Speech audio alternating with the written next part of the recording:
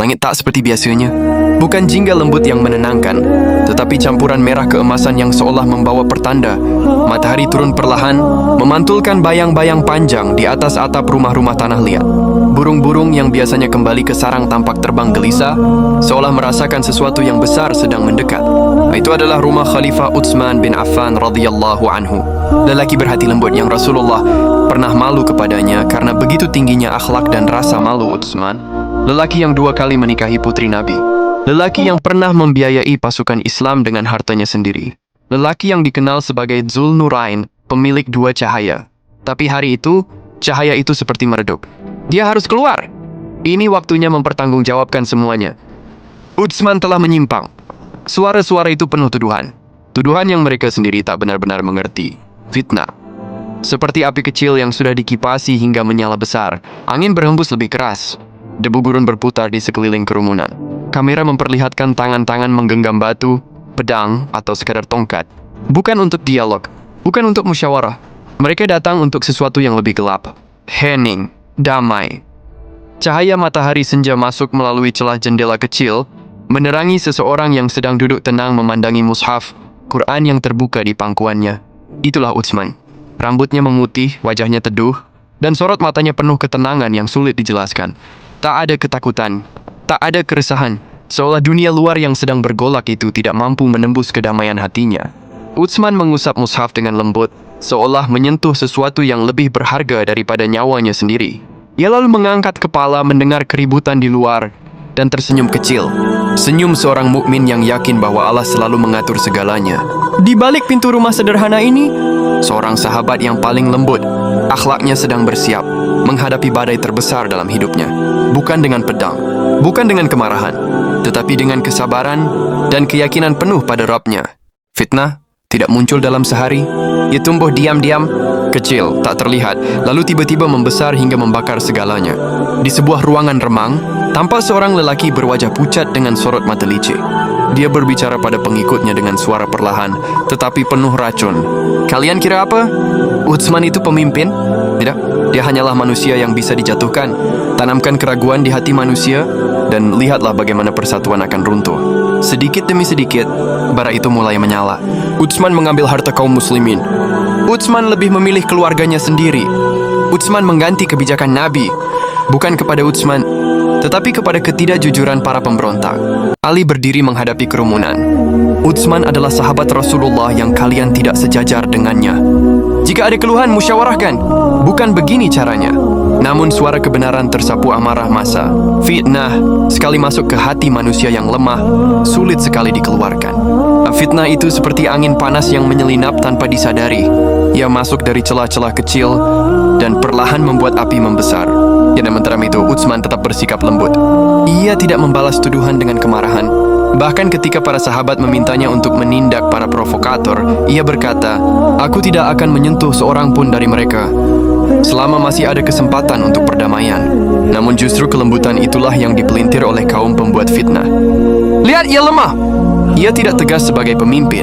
Bara itu kini berubah menjadi nyala. Di hari-hari itu, umat Islam tidak sadar bahwa mereka sedang berdiri di tepi jurang. Fitnah yang awalnya hanya bisikan kini menjadi teriakan. Dan teriakan itu perlahan bergerak menuju rumah seorang khalifah yang tidak pernah membalas keburukan kecuali dengan kebaikan. Suara dari dalam rumah Utsman, ketabahan seorang sahabat Nabi. Utsman R.A. duduk dengan punggung sedikit membungkuk, memandangi mushaf Quran yang terbuka. Jari-jarinya yang sudah menua mengusap lembut huruf-huruf Quran itu, seolah mengusap hati sendiri. Tiba-tiba suara langkah cepat terdengar. Beberapa sahabat masuk dengan wajah tegang.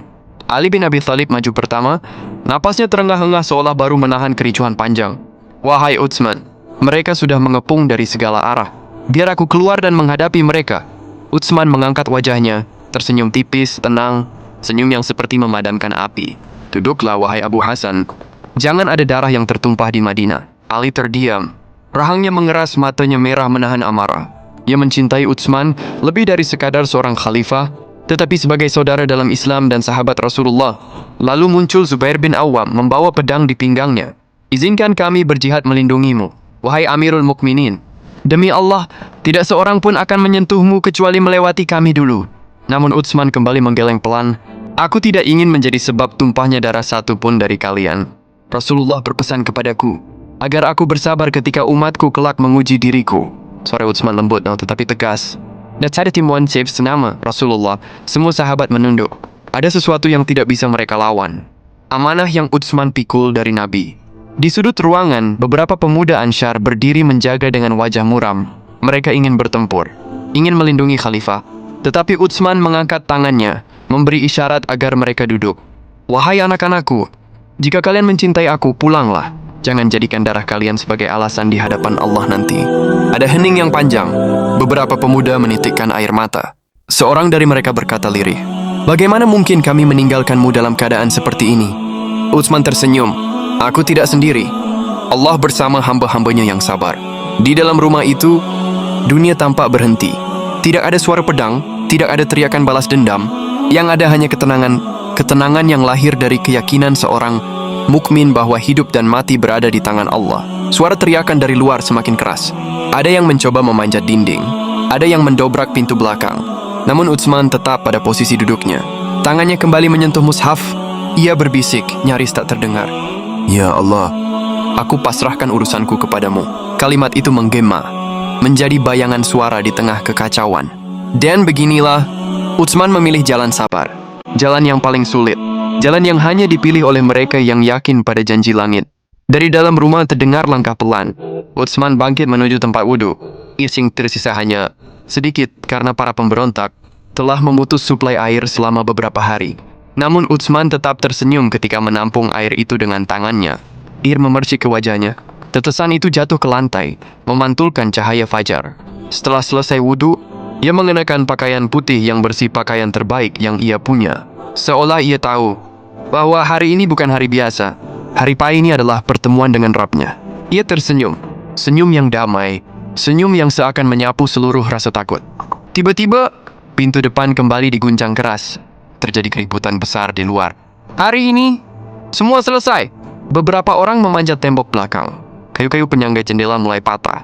Sementara itu, sebagian pemuda Ansyar berusaha masuk rumah untuk melindungi Utsman, tetapi ia melarang mereka. "Untuk apa kalian menumpahkan darah demi seorang tua sepertiku? Demi Allah, pergilah. Ini urusanku dengan Rabbku." Utsman duduk kembali di tempatnya, menghadap mushaf.